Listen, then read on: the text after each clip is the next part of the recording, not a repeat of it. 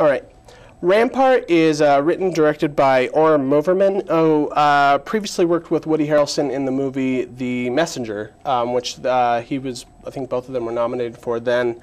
And it's co-written by James Ellroy, who's a famous genre fiction writer. He does a lot of like noirish, true crime kind of dime novel type stuff. Most famously, he did the screenplay, or the book that the screenplay for LA Confidential was based on. So he likes LA, he likes crime, this is kind of his wheelhouse.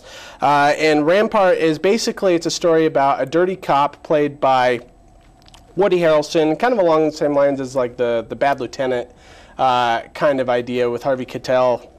And he's living in LA, and he kind of follows his own rules. He's kind of racist, kind of homophobic, kind of sexist, kind of all of the above, and doesn't really care. He's sort of a misogynist ladies' man. He's living with his current wife and his ex-wife at the same time, who I think they share some kids together. They could be sisters as well.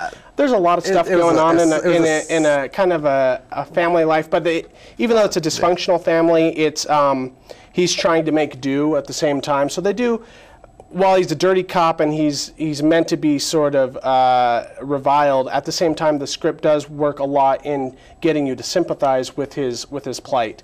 And in the middle of this, introducing the character, he gets caught in this kind of Rodney King type situation where an altercation with somebody who may or may not have been trying to attack him on the road, and he takes the law into his own hands and kind of beats him brutally on tape. Of course, it's on the news. The liberal media picks it up and starts spinning it as he's, an evil racist, and he may or may not be. And the movie actually never really answers those questions for you. On the same line, there's also some stuff in his past where he may or may not have committed a murder in the name of the law to get rid of a date rapist. And he won't be completely clear on the subject whether or not he did that. So the whole movie's dealing with this guy as this big question mark. You don't know how you're supposed to feel about him. You don't know if he's a good guy. You don't know if he's a bad guy. And then this, seeing as James Ellroy wrote that's very much kind of a noir trope. And I think a lot of this is really good. I think it's definitely a screenwriter's movie more than a director's movie, and I think Orem Moverman and James Ellroy, they're a little too in love with their own writing at times. I think there's almost too much going on with this character, and once they start shuffling in all these conflicts, because he has problems with his family, he has problems with his own personal life and his sexism, and they bring in Robin Wright, who may or may not be working for the press against him while trying to get information while sleeping with him. And it gets a little confused and muddled at times as far as what's actually going on, and the movie has pacing issues because of it. But I think the performances are really good. It's really dark. It's really gritty, kind of LA noir stuff, and I like that. And I think it's sort of interesting because it's almost like if this character existed in the 70s, he'd be an action hero. This would be Death Wish. This would be Dirty Harry. It would not be even a question whether or not we're supposed to root for him.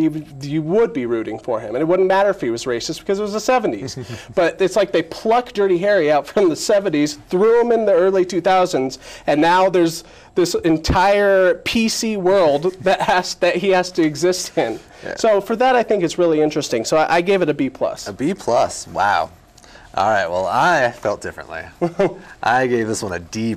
Oh, wow. I literally watched this going, this is Bad Lieutenant without the cocaine. Yeah. But no, some of the things like, I definitely noticed that they reference that it's actual 1999 is when it's taking they place. place it in a different time period. I'm not exactly sure why. They talk about how it's not his dad's LA anymore. He was raised by a cop who was probably Dirty Harry, and why he's the way he is. But no, I found nothing about this character redeemable. Even if he was, a slight hero in killing the date rapist or whatever. They still totally trash him on that. I mean, it's just like